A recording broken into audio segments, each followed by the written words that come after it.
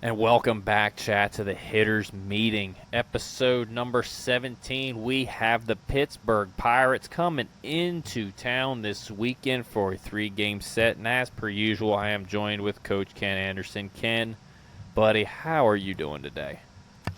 I'm doing good. We just took 2 out of 3 from the Blue Jays, a really good team, and we got the Pirates coming to town. I'm excited about that, being at the ballpark, and really excited to be on the Johan Camargo of Hip Coils, number 17. That's a flashback from the past right there, Coach. My goodness. All right, chat, we're going to start with a little bit of recap. Our picks to click weren't really clicking this series. Michael Harris got off to a good start, had that RBI double in the first step out of the game, didn't do much else. I think he ended the series with 2 for 11, if my memory recalls correctly. Mike Yastrzemski was 1 for 8. He did hit the ball really, really hard in Game 3, just nothing to show for it. Had a few walks, drove in a run, was 1 for 8 on the series. So they didn't really click. That kind of sucks, huh, Ken? But we still won 2 out of 3. We should have took Aussie. Sheesh, yeah, we should have taken Ozzy. All right. So in this series, we're not getting Paul Skeens. We're not getting the number 1 or number 2. Bless up, praise the sun. I don't have to come up with a game plan against 100 miles an hour with a 95 Splinker because it probably wouldn't happen. I was going to just put pray and go for it. So game 1, we are getting Mitch Keller. Can talk to me about Mr. Keller a little bit. Mr. Keller, Braves Country's wanted forever. That ship has sailed. The Pirates have got a winning baseball team now. But Mitch Keller, interesting part about him, he still throws hard enough. He still can get it up there. But Mitch throws 7 pitches, and he'll throw them in any count. So I can't wait for the hitting guru to break down this arsenal that's coming at us. It is definitely an arsenal, Ken, and let me tell you, he has a four-seamer, a sinker, a sweeper, a changeup, a slider, a curveball, and oh yeah, just for a nice little roundabout, let's throw in a cutter. He's got the entire kitchen sink and then some to throw at you. And oh yeah, by the way, his velo can't touch 95, 96. He averages about 94 on the fastball. So he's got really good stuff. Left-handed hitters, you're going to see the kitchen sink. I'm sorry, because you're going to see all 7 of them. Righties, you get it a little bit easier. You're going to see a mixture of the four-seam and sinker and the sweeper, but that can be pretty lethal because he's going to try to pound the four-seamer at the top of the zone. He's going to try to get the sinker to tunnel off of that and go inside on you, and then he's going to tunnel the sweeper at the top of the zone with the fastball where it sweeps and breaks off the plane to get you to chase off the plate away. So he's going to establish up in the zone. He's going to try to get the sinker to break in, get weak contact that way, and get you to swing and miss at the sweeper away. So he's very good at pitch tunneling, as you could guess just by that. And he also does the same thing with his other 7 pitches that he does to left-handed hitters. So he's not going to be an easy ride. So what I came up with, Ken, for the left-handed hitters, you got to hunt the fastball and changeup window. You want the ball to start belt high to about high thigh from the inner third to the outer third part of the plate. You need to think the left center field gap.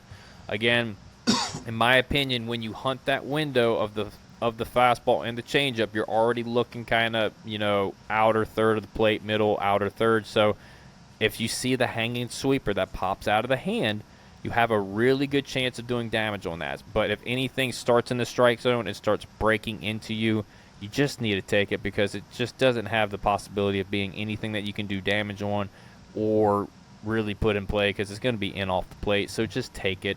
So you want to hunt the fastball changeup window. You want the ball to start in a good spot where it's going to stay up in the strike zone because if you expand your zone too low, guess what? He's going to get weak contact on the changeup below the zone. So you got to keep it in the window up in the zone and out over the plate. And then if you get a hanging sweeper, do damage on it. Don't chase the one that's going to break in on you off of the plate. And I would just eliminate any other thing that's coming inside to you. Unless he is painting, and I mean absolutely painting the inside corner and makes you respect that pitch, then you'd have to expand your zone. But until he does that, we're sitting in this window out here. Right-handed hitters, you're going to hunt the fastball and sinker. That's it. You want the ball to start inner third to outer third part of the plate to mid-thigh. The only sweeper you should even consider swinging at is going to start behind you as a right-handed hitter, or it's going to start at you, and it's going to be above the strike zone. So you really need to think big part of the field, right center field to left center field. Again, if anything starts in the zone and it breaks away, it's more than likely going to be a ball. And early in counts, we don't want to swing at pitches that are on the outside corner. We want something in the middle of the plate that we can do damage on. So just take it until you get to 2 strikes. The only expansion I would make on his sweeper is on 2 strikes, it better start on the inside corner, because if it doesn't and it starts inner third or further away than that, it's going to be an automatic ball anyway. So again, hunt your window, hunt the fastball. You want it up, middle part of the plate, and when you get it, do not miss it. Do not expand low in the zone either, because again, he can still get you to chase on other pitches. He can get you to chase on the sweeper. You got to keep your eyes up. Ken, that is what I got on Mr. Mitch Keller. I like it. If I, as a high school, I would tell them this is a game we don't try to hit home runs. We try to hit doubles. We hit the ball to the middle of the field. And so don't try to yank the ball at all in the ballpark. If we hit the ball in the gap, I did watch a film on him today to get ready for the series preview, and we had success at home where we hit the ball in the gaps, and then we got him in Pittsburgh, and he got a lot of weak contact, us rolling over or weak fly balls to the outfield. So the key is, like Ryan is saying, hit the ball in the middle of the ballpark, and we should have success.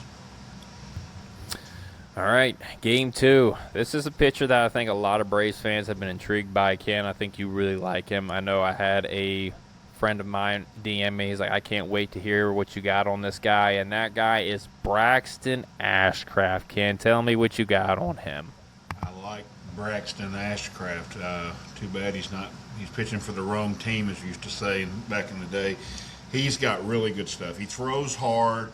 The difference between this guy and the one we're talking game 3 is he's willing to mix it up more. He throws 5 different pitches, and he will work any pitch in any account. I think that, depending on what they decide to sign with, but this becomes, with Jones and Skeens, it's tough playoff time if they get into the playoffs. These 3 guys give Pittsburgh a chance to beat anybody in baseball, and yes, that's the evil empire in us as well in a playoff series. So Saturday afternoon, watch this guy. This guy's going to be a great pitcher in Major League Baseball. And here's the other thing. It's a 4-10 start. So I can't wait to hear what Ryan says, how you attack that, because of all pitchers at 4-10, this will be the worst one to face. A guy that can throw this hard and throw any off-speed in any account. Yeah, guys, I mean, as you can see, just watching the video right there, he's got a really tight slider. That's the one thing that stood out for me. And, oh, yeah, by the way, he's got 97 that can ride right on through the top of the strike zone, and that's going to be hard to sit on. That's going to be hard to hit as well. So let's break down his arsenal a little bit. He's got a 4-seamer that is averaging, not topping. He averages 97 miles an hour on his 4-seam. His curveball, he's got that. He's got a slider. He's got a sinker. And, oh, yeah, he's got a splitter just to make everything nice and cute. Right-handed hitters, you are going to see all of his pitches except the splitter. You're not going to see that. I think it was like less than 1%. I don't even know if he's thrown a splitter yet to a righty this year, so you can go ahead and eliminate that pitch, but you're going to see the 4-seam curve, slider, and sinker. Lefties, you're going to see primarily fastball, slider, and curve. He will sprinkle in the sinker and split every once in a while just to try to get you to basically roll over it and have weak contact, so keep that in mind. Lefties, I did find a quirk on him for you. So left-handed hitters, you will not see a split in deep counts. He hasn't thrown one at all in a deep count at all this year. He does throw it in 0-0, 0-1, and 0-2 counts. So he's got to be 0-0 or he's got to be ahead in the count 0-1, 0-2. He likes to try to put you away with the split because he doesn't throw it often and it's not really in hitter's mind. So if you do get in that situation, just remember that little tidbit I gave you, okay? Right-handed hitters, your approach for this gentleman is to hunt the fastball and the sinker. You want to see the ball belt high and outer third part of the plate to the inner third part of the plate. His breaking pitches break too much. So if they start in the zone, you're probably going to see it moving away. If you see it moving away from you, just take it. The breaking balls both have to start at you and above the zone early in the count for you to be able to do damage on it anyway.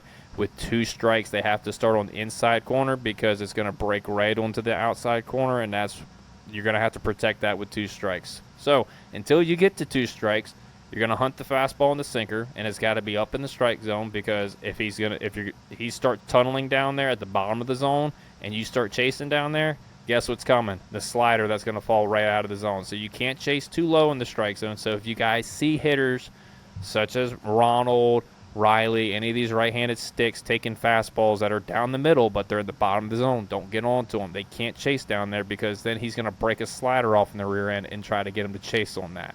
So again, you want to hunt the ball up in the zone. You want to get it up out over the plate. You really want to think big part of the field, drive it back up the middle.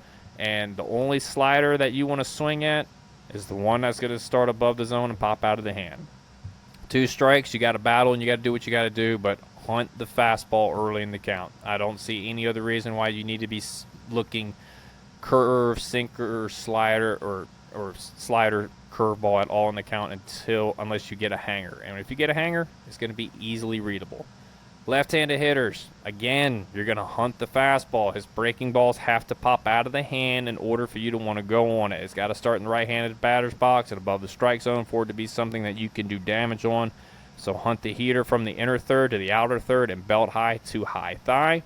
You cannot expand your window too far low, because that's when he's going to get you with the splitter. That's when he's going to get you with the curveball. That's when he's going to get you with the slider. He wants you to expand down there and off the plate. So again, make sure you are really hunting that fastball up in the zone and make him get the breaking ball up in the zone, because that's when we can do damage. If we start chasing low, we're going to be in for a very long afternoon, Ken. What else you got on this young man? Because he's really good. He's really good, and I'm interested to see, a lot of people know, but the Pirates manager come through the pitching part of baseball. Most managers in baseball come through the hitting, the offense stuff, but he's from a pitching part. So he has a big control over their pitchers, and he likes this arsenal of them to throw it. I'm interested in a 4-10 game. This is from a coach, to watch him, how he talks to Braxton, because I agree. I don't think he throws the splitter at all, but a 4-10 start, I'm interested to see. So I think of his hitters, he doesn't throw it. Don't try to sit on any kind of splitters, because if he's not on with that, we might could get him in deep counts. But I'd be interested if he don't try to throw it a few more times. And I like your approach. Don't be looking for the splitter at all, because in that way you won't chase it. Just look for fastballs up here and get the slider above the thigh. Yep. Again, all these guys that you're going to be seeing, maybe except the last one, you want to work the counts, get their pitch count up. They got some good relievers in their bullpen, but their bullpen arms don't have anything on their starters. Their starters are their best part of their pitching staff. So let's remember that. Work deep counts, get these guys pitch count up, get them out of the ball game, get in that bullpen, and let's do damage early in the series so we can have a lot more success later in the series when they're tired. Game 3, Ken, as you like to call it, this is the NASCAR pitcher. Bubba Chandler, Georgia native, is going in Game 3 for the Pirates. What you got on old Bubba? Bubba Chandler sounds like a NASCAR pitcher, and he throws like a NASCAR pitcher. He brings gas. He throws hard. He loves his arm, too. He throws over 50% fastballs. The problem with Bubba is Bubba has what a lot of young pitchers, his command can get off, so he must see strikes. This is where I wish Ronald Acuna and Austin Riley were hot, because they would absolutely own this high heater. It worries me in this game here. Hit strikes, make sure they're strikes. And, he has a really good changeup, which worries me a little bit, because we struggle against a changeup. Good-looking family, by the way, if you're watching on YouTube. So if they're at the ballpark, try to sit close to them. Some good-looking women in that family. So just kidding. So Bubba Chandler, I'm excited to see him pitch, because he's got really good stuff, and he'll eventually be big time in their rotation in a year or two. Yeah, he's going to be a really good pitcher when he figures it out, man. He's got all the tools. He's got the stuff. It's going to be really interesting to see how he develops. I'm looking forward to that. But I hope he absolutely shits down his leg when he comes to Truist. No offense, Bubba. I just hope you suck. I hope everybody sucks when they face the Braves, okay? All right, so as you saw, he's got the fastball that can sit anywhere from 98 to 101 miles an hour. He's got a really good changeup. He's got a slider. He's got a sweeper, and he does have a sinker. I will say he's probably not going to use the sinker much just because it kind of stinks. Like, I'm being 100% honest, the sinker's just not good. So left-handed hitters, you're primarily going to see a fastball changeup. Right-handed hitters, you're going to see fastball, slider, and sweeper. So right-handers, your approach, hunt the heater. The breaking balls are going to have to start at you and above the zone. I know I've been saying it a lot, but these guys have breaking balls that break a lot. So if it starts in the zone, it's not going to be a strike. So for you to do damage on them early in the count, they got to start at you and above the zone. And when it gets to 2 strikes, again, the most I would expand that is it better start on the inside corner. That gives it a chance to stay in the zone, but I wouldn't be expanding any more off of that.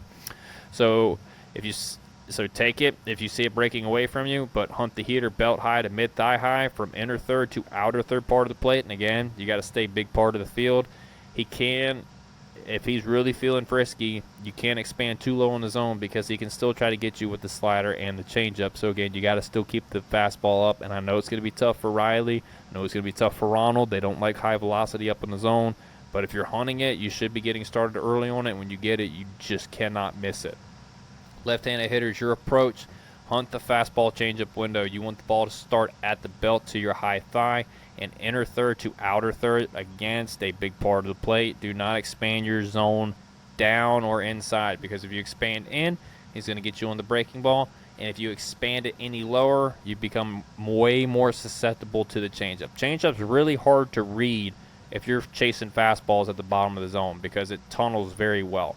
You have to see the ball up in the zone because then the changeup kind of lollipops out of the hand a little bit, so then it becomes a batting practice fastball where you can do a lot of damage on it. That's why a lot of my approaches is see the ball up in the zone unless the guy's throwing 102, 103 with really good ride. I know Bubba throws 101, but you can't go after 101 down below the zone when he can get you to chase 3 pitches. So, Ken, that's what I got on Bubba Chandler. You got anything else? No, I like sitting high on the fastball because it doesn't have this number. It has this number when it comes in at you. I just gave parallel to y'all that's not just listening, but I think we can hit him. And my pick to click, I think, will have a big day Sunday, so I'm going to wait to tell you who that is later on. That sounds good because we got a couple of relievers to get to, Ken. And this is going to be a little odd. Ken couldn't find a right-hander that really tickled his fancy, so we got 2 lefties that he found, and one of them is an old nemesis in Gregory Soto. Ken, what you got on Gregory? Gregory is a poor man's Jose Alvarado. He's good comp. He throws hard. He likes to throw his sinker and stuff. I think he's hittable. He throws more strikes than Jose. So if Alvarado could throw the strike percentage that Gregory does, Jose would be unhittable. He doesn't throw as much the hard at gas as because Jose can get up to 100 miles an hour, but it's not much difference. He's going to be a tough ride for our hitters, but I'm interested in him trying to throw a sinker to Matt Olson because he's going to hit the left-handed hitters. Olson, Harris. God, I wish Drake was in this game. They all hit the sinker really well, we usually tell you, and we're usually pretty right on these relievers. I think we can do damage on him, so I'm interested to see how that would be, Ryan. All right, well, first off, let's go ahead and take a look at his arsenal real quick. Mr. Soto, as you can see, he absolutely throws cheese. He throws a 99-mile-an-hour sinker, 99-mile-an-hour four-seamer, and then he has a sweeper and slider to go off with it. And yes, there is a little bit of a difference. The sweeper has more of that sweeping across the plate action, so it's got more of that horizontal break. The slider does have more depth, so it's breaking more vertically. Yes, it's still moving horizontally, but it kind of goes more downward angle as compared to his sweeper. So there is a difference with his. That's not always the case in my opinion, personally. All right, so both righties and lefties are going to see a pretty even split between all of his pitches. There really wasn't much difference. He has had control issues in the past, so you got to make sure that he is in the strike zone, because if he isn't, he will walk the world just like Alvarado does. So right-handed hitters, your approach, you got to hunt the sinker and fastball. You want the ball to start belt high to high thigh, inner third to outer third of the plate. The only breaking balls that you want to swing at are going to be the hangers that are starting above the zone and in the left-handed hitter's batter's box. You got to think right center field and get the heater out over the plate and don't miss it, because it's hard hitting 99 inside on the dot. So you got to get it out over the middle of the plate, do damage with it to the opposite field. Again, breaking balls, he's got a lot of break on his pitches, so they got to start off the plate away. If you see anything that starts on the plate and it starts breaking to you, just take it, because it's probably going to be a ball 95% of the time, and there's no need in getting yourself down in a count against somebody who's got elite velocity. Left-handed hitters, you're going to do the same thing. You're going to hunt the heater and the sinker. The only difference in this approach is you want the sweeper to start at you. If you start seeing anything, because you're going to want the sinker and the fastball to start you're like right on the outside corner, so outer third to inner third, and up in the top of the zone. If you see anything in that window that starts breaking away from you, take it. The only pitches that you want to swing at are the fastballs that are coming into the zone and the breaking ball that starts at you that goes back over to the heart of the plate. That's going to be my approach against him, both right-handed and left-handed. Ken, do you have anything else on Mr. Soto? No, I'm hunting the sinker, and I'm going to try to hit it. So he's going to throw it. And he only throws like 35 to 40%, but that's what he wants to try to get you out with. So we'll see. I'm going to see how we do. I think we'll do well. Yeah, I think we can hit Soto. We have in the past, and I don't think he's as good as Alvarado when Alvarado's on. So the last reliever that we have, Ken, Evan Sisk, I think is how you pronounce it. Look at me go. Evan Sisk, Ken, what you got on him? Ryan's right. Their bullpen is not the strength of this team. They're hitting the ball, and their starters are pitching. But the reason I picked him is they're going to keep throwing these lefties at us. We got to figure them out. Sam Moll, Flaherty, and here comes Sisk. They all throw the same stuff. Surely by the third one, Ryan, I'm sure it's going to be the same kind of approach.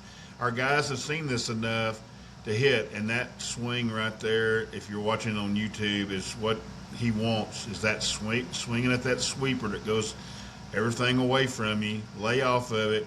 So, as we said against Moll and Florida, get the ball up and hit it middle backside, and you should be fine. Yeah, man, this is the third funky lefty that we have seen in the last 48 hours. It's been a common theme right now for the Atlanta Braves. So let's go over his pitch arsenal, chat.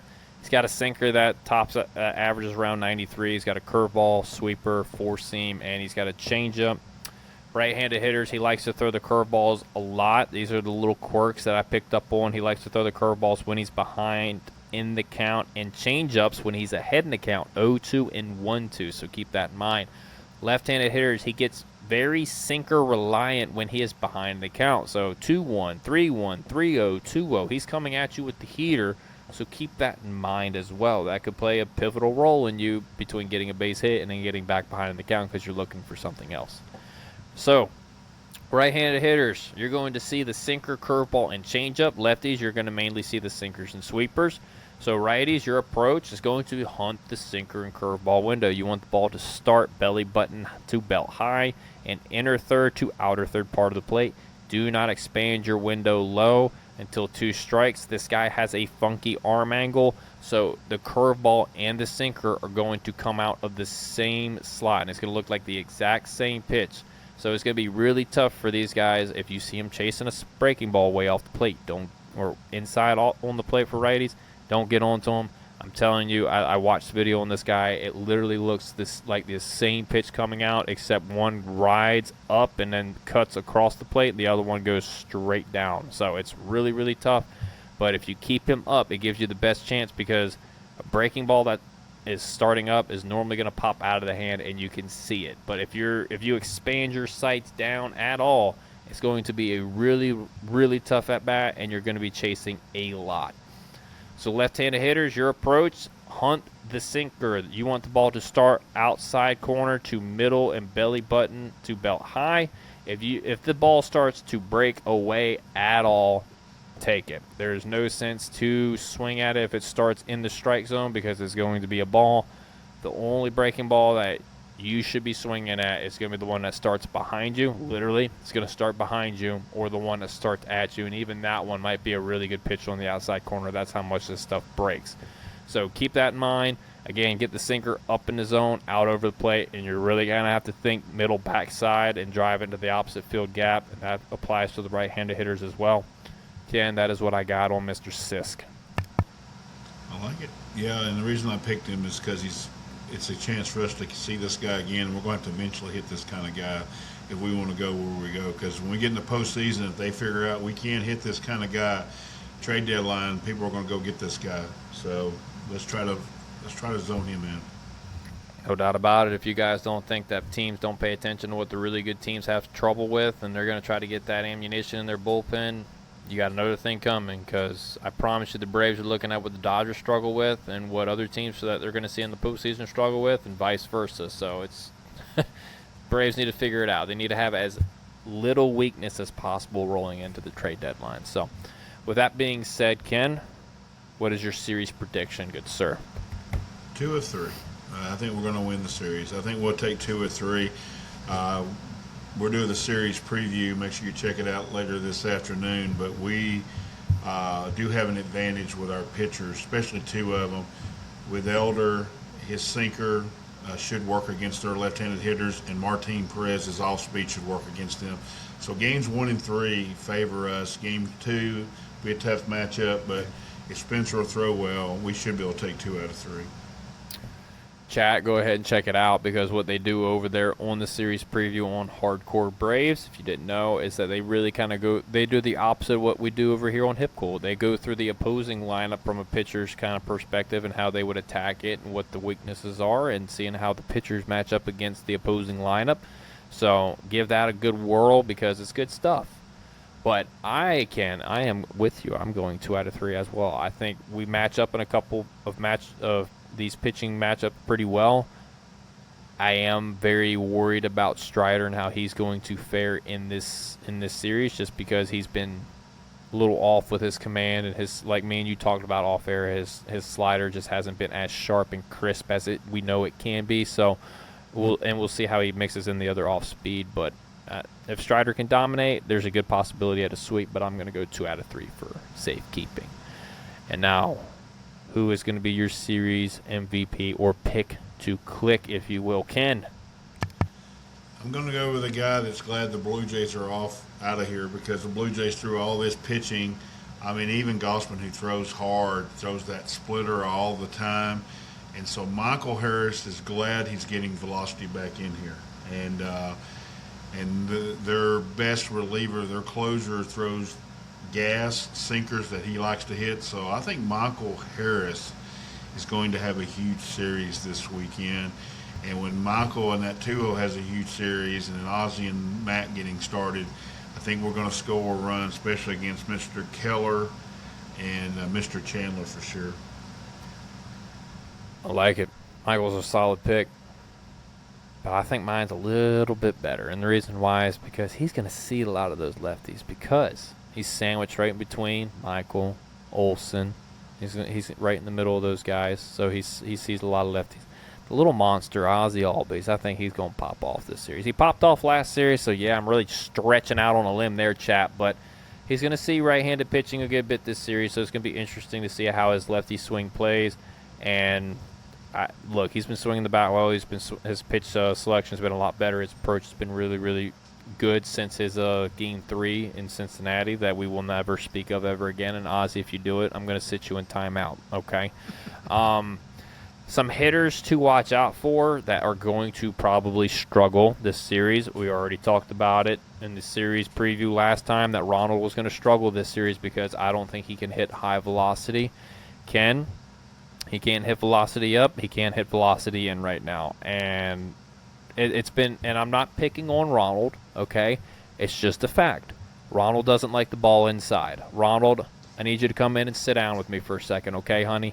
You cannot keep yelping, and yes, you're yelping every time the ball comes inside off the plate a little bit, okay? Look, I'm not saying wear it on the hands, but if it is shoulder level, it's coming at your shoulder, let it wear it on your shoulder. Take it, go down the first base. I'm not wanting Ronald to get hurt. I'm not saying that, but I'm saying you can't keep showing weakness on inside pitches because guess where they're going to keep pitching you, Ronnie? They're going to keep going inside until you prove that you can turn and burn on that crap and it does not affect you.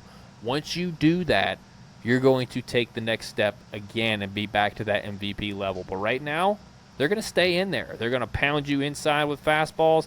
These guys throw velocity. You're going to see 95, 96 to 101 this entire series, and you best believe every single one of them knows that you don't like that shit inside. So they're going to pound you in there, and then they're going to come off with the sweeper away because they're going to try to get you cheating on it to get to it, and then they're going to get you swinging at a slider off the plate. So you better be ready to attack the fastball inside, and you can't get out of the way and yelp at it if it comes in off the plate at you. Wear it, go down to first base. Look, if it's at your hands or whatever, get out of the way of it. But otherwise, you can't be yelping. Ken, I don't know about you, but like that's been like the one thing that I think pitchers have been just absolutely exploiting on Ronald, and you can give another perspective from a pitching coach point of view. Yeah, it's the reaction. I don't mind him trying to get out of the way of the pitch, but then the stare down back to the pitcher and stuff like that. As long as he keeps doing that, they're going to do it more and more. Not like Urano. Urano's trying to hit him, but they're going to definitely try to throw it in there. But what I would ask Ronnie to do is maybe not get as much to get hit. That's fine, especially in the lower body, around the waist and stuff like that. But the fact of the matter is don't show so much emotion. Just do the Luis Ariz where he just stands there and looks right back at him. Just moves his head and like, okay, what are you doing?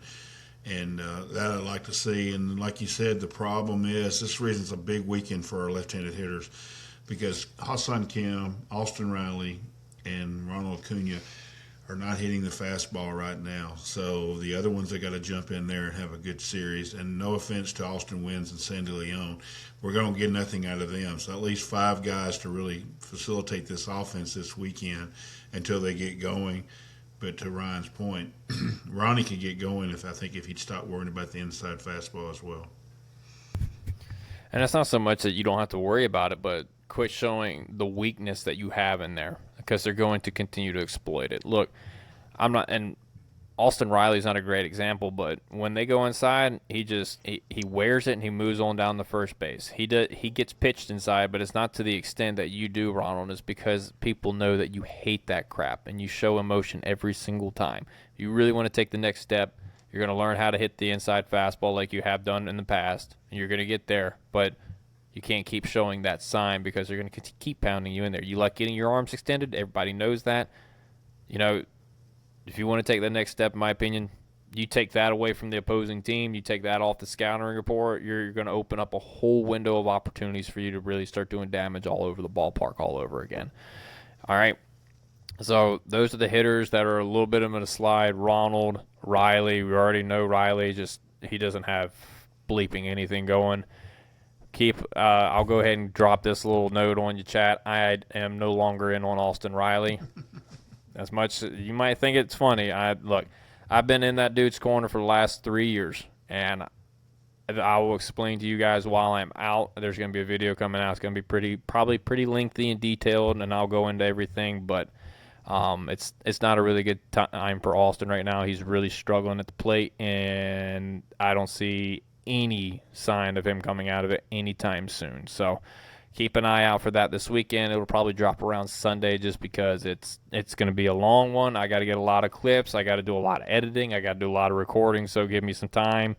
And Hassan Kim, yeah, he's struggling too. So it's just a wrap on those two. For those two, for sure, Ronald has a better shot at getting going, but those are going to be the 3 that are really going to struggle this weekend. Now, with that being said, Ken, do you have any final thoughts before we get on out of here? No, I'm ready to go, and everybody, Ryan's doing a good job. So y'all jump on there, and I know I've had my favorite players crater like this, and it's tough to take. So I laugh because I've been there before when guys have just cratered, and right now Austin is cratered. But we've also seen guys crater come all the way back. So I'm not giving up on Austin Riley. I'm not here to trade him or DFA him or do anything. I'm just going to, like Matt Chernow said, accept what it is and try to win ball games while he's going through this. That's kind of where I'm at. He played great defense this past series, so he is contributing. He doesn't take it out on the field. He doesn't take it in the clubhouse. He doesn't take it out on anybody there. He's being a great teammate. He's being a great person. I will never stop rooting for that person. I'm never going to stop rooting for Austin Riley. Right now I'm out on counting on him, if that makes sense. Okay, I'm not saying the talent. I will tell you guys, the talent is there. He can be that player again. But with what he's doing, it's not making any sense to me as somebody who's studied hitting for as long as I've done. There's just no consistency or rhythm with him right now, and it's just tough to watch. And as you guys can tell, he is my favorite player. This sucks. For you guys, I put out the tweet late yesterday that I was out on him. So for you guys thinking I'm complaining about my favorite team and as well as they're doing, you don't know me. You haven't ever seen my stuff. You clearly don't listen to this stuff on the podcast because I've done nothing but back that dude for ever since he's been a Brave. So it's get a little bit of a clue before you just start running your mouth on Twitter. But that's all I got to say. That's my final thought. And, Ken, I think we are done. Yep. All right, guys, we'll see you in the next hitters meeting. That'll be coming out probably Monday. Yeah, it'll probably come out Monday or Tuesday morning because I think we get Monday off, right, Ken? Monday off, yeah. We get Monday off. So it'll either be coming out Monday or Tuesday morning, so look out on that. Again, the Austin Riley video should be out Sunday or Monday, and we'll see you guys then. Peace. You know what, boys? You guys are going to be world champions for the rest of your life.